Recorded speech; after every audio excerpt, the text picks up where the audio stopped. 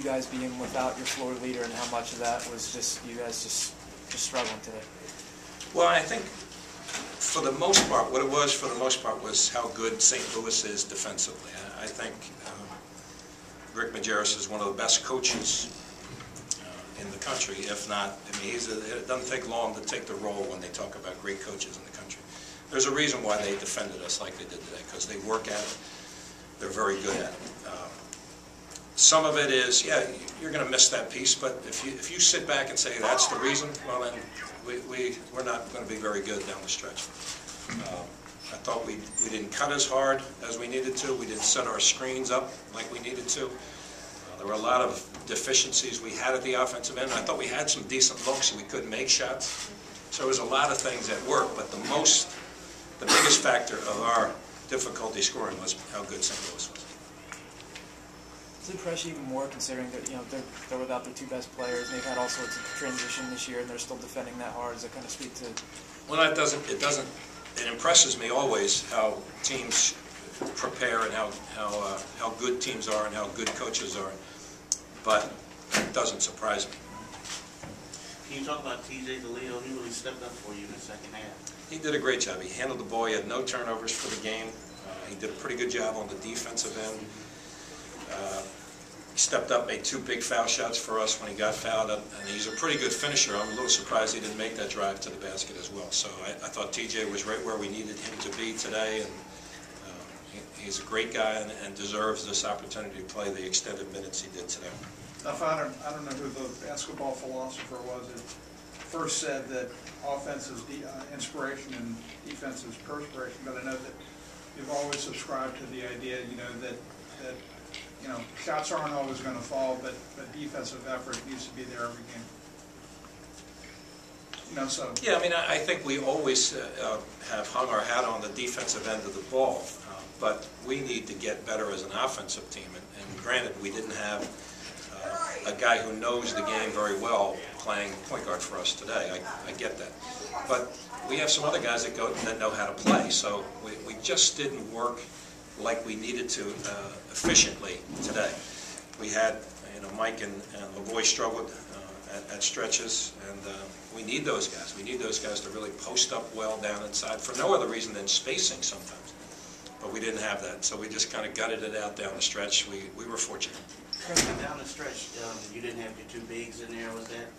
I mean, I know he picked up his 4th foul with 10:54 left. Lavoie. Yeah, he just didn't play well. I mean, I don't know when the last time was that I said that. He just didn't play well, and that's, in all honesty, it's okay for him. And I'll take, as I said to him in the locker room today, where we would be over the last 3 and change years without Lavoie Allen, I have no idea. That's how good a basketball player he is. And can he be better? Absolutely. And he'll be the first one to tell you. But at that point, we went small. We were, I don't know what we were down. We were down 10?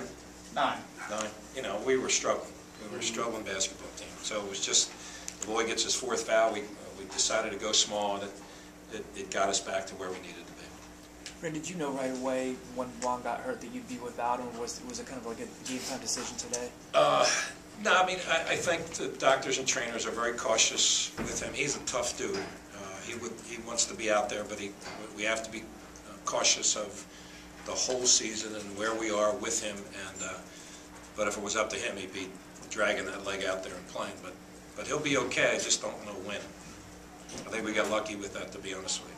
How do you think Khalif did filling in? He did well. Just to talk to him a little bit. I mean, he played extended minutes, and he cramped up a little bit. Well, that to me is preparing and being in better condition and hydrating better, doing all those kinds of things in preparation for saying, you know what, I don't ever want to. I worked too hard to get into this game. I don't want to be coming out because my calves are bothering me. I need to stay out there. And he did a couple of really good things. He really did. He can score the ball, and he'll get better, and he'll get better because of this experience.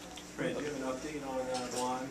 It's going to be day to day, given what Dr. Moyer and John Poulos, our trainer, has told me. So we'll just ride it out as best we can and suck it up the best we can. Nobody likes playing without him, but if that's the case, then somebody else's opportunity has then presented itself. What about Aaron Brown? Has he practicing better and earning those minutes? He always practices. He's probably our hardest practicer. So he does a lot of little things good. I thought the one time he took the ball to the rim, forced the action, and Rodier comes behind and goes dunk. Well, that's an intended play by him. I'd like to see him make it, but we also want him to really show his aggressiveness sometimes too. But he's going to be a terrific basketball player. I've likened him many times to Ryan Brooks, and if he can have that kind of basketball career for us, and he'll show that kind of patience, then I think we've got a great guy in Aaron Brown. I love the kid. I guess it speaks to your trust level in him that he's in the game, that late down the stretch. Yeah, I mean, nobody's worked harder. He deserves every opportunity he gets. I just feel badly sometimes that I don't give him as many opportunities as he deserves. Any questions? Okay, thanks.